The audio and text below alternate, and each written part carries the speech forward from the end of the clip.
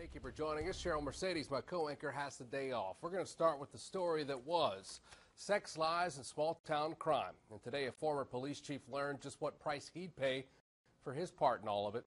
WFB's Karen Chawla was there in federal court as Earl Theriault learned his fate.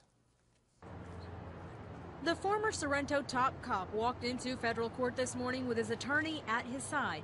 He was facing up to 5 years for lying to federal authorities and then later admitting to taking an allegedly drunk woman back to his office when he was the police chief and forcing her to perform sexual acts. In court, Theriault apologized to his family and the town of Sorrento for his actions, but did not apologize to the victim.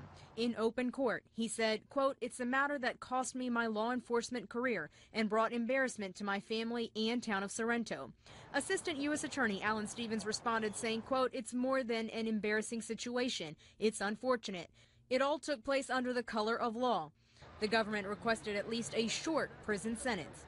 Just before sentencing Theriault, Chief U.S. District Judge Brian Jackson told Theriault, quote, "You believe yourself to be above the law. The issues your police department is having is because of you."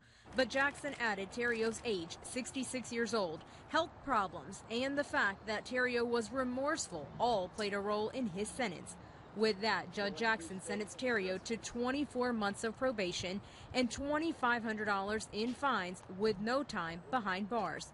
The victim was not in court, but her attorney, Treg Wilson, spoke on her behalf. I have a tremendous amount of respect for the judge, and we're confident that he evaluated the case fully, and I'm sure that he has good reason for his sentence today.